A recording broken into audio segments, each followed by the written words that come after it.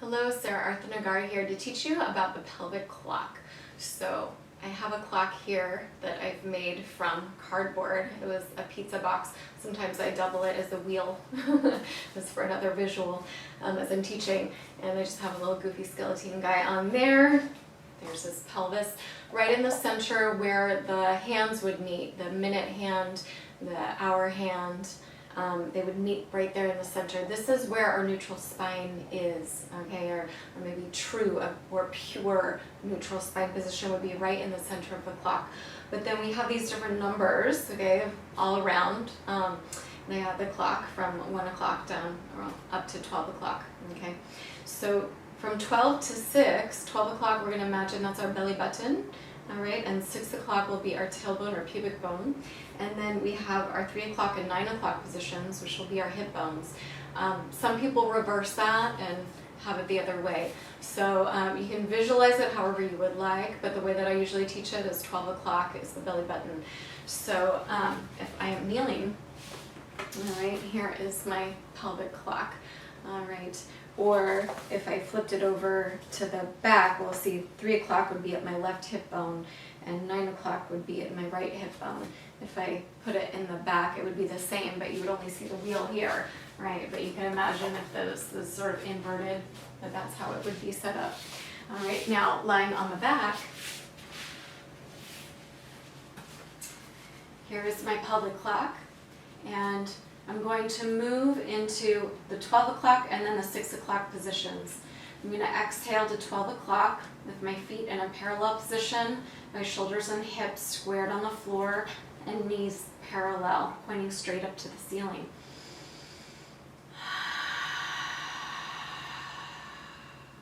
I'm trying to do that by engaging my transversus abdominis muscles and my rectus abdominis muscles, like my six-pack muscles. They attach from my pubic bone up to my ribs so they can pull my pelvis into what we call a posterior tilt, or into that 12 o'clock position. Then inhale, we're going to have to release the abdomen, at least some, and rock down to the tailbone by engaging our back muscles, and the lower back will lift from the floor. As I'm doing this, I want to avoid gripping my glutes and gripping in my hips, and that's a very common tendency for people. So I often will ask students to release the hips, let the knees wobble in and out as you do the movement.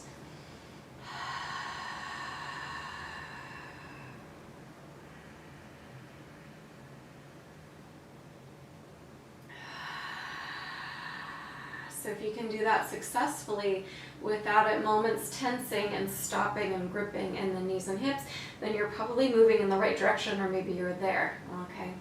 And then 3 o'clock to 9 o'clock is a lot more challenging to figure out. So sometimes I will allow students to let their knees just shift so they feel the weight shift from one half of the pelvis to the other.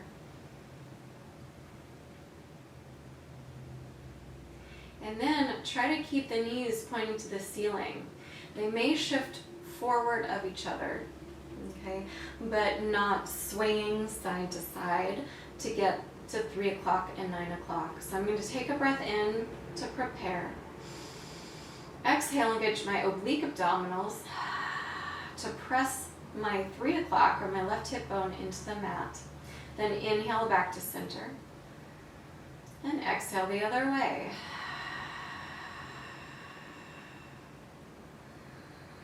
Inhaling through center. And then you might also think about how the obliques are working. So if I'm pushing down through the left hip, it's the left to right oblique set that is shortening. And then it lengthens back into place. When I press my right hip down, it's my right to left oblique set that's engaging. And then it lengthens out as I come back into place. Then we try to go around the whole face of the clock, one number at a time, which may feel a little wonky in the beginning, so it takes some practice. So you're going to exhale to 12 and around to 3. You're on the one half of the pelvis. Rock around as we inhale to 6 o'clock and 9. On the other half of the pelvis, exhale and round your way back to 12. 12 o'clock position is also called an imprinted spine position, and we do a lot of the Pilates exercises there, unless we have some spinal anomaly or injury that we that requires us to avoid that deep of an imprinted or posteriorly tilted position. So I like to reverse back and forth a few times. So now let's try the other way. So go 12, 11, 10, 9, 8, 7, 6, 5, 4, 3, 2, 1, 12, and one more time. So we did it twice before in the other direction.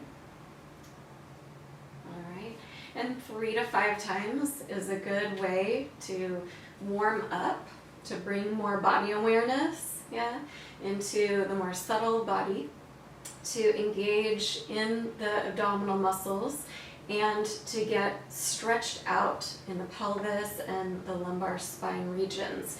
You might feel some days a little more wonky, a little more like a Salvador Dali shaped clock, all right? And that's perfectly fine. And if you find that, like oftentimes on the right half for me, let's see how I'm feeling today. I'm a little tighter over here, so I might just work one little corner, like 12 to 3, needs a little more stretching today, and go back and forth there a few more times, and try to build up the awareness and try to get more range of motion built back into that area. All right, so I hope that helped to clarify some things for you. There is still more to the pelvic clock that you could explore.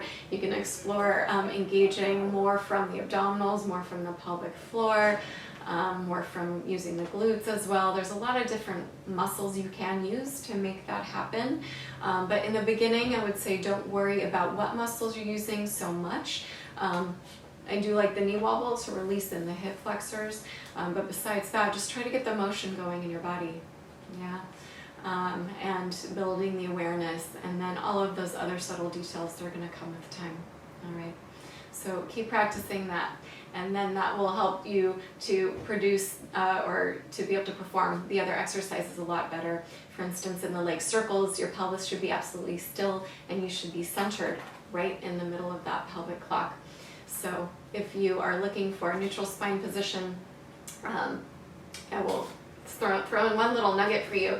All right, as we were going from 12 o'clock to 6 o'clock before, all right, halfway in between there is that neutral spine position, remembering right where the minute hand and hour hand meet.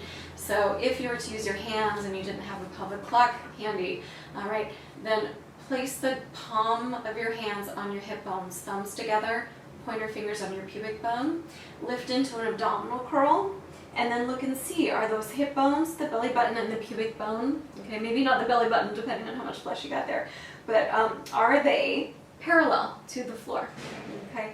So that would be a true neutral spine position. But some people don't like to be in a true neutral spine, it doesn't feel good for their back, so then we allow a little posterior tilt. Okay, and then we use that as our neutral spine. And then there's so many exercises here, our marching exercises, our toe taps, where we maintain that. And then again, our single leg circles, where we don't want that pelvis wobbling to and fro from 3 o'clock to 9 o'clock, just absolutely centered. Okay, so hopefully that little nugget of wisdom will help you to apply this knowledge into your mat work and be useful to you. All right, thank you so much, and I'll see you next time.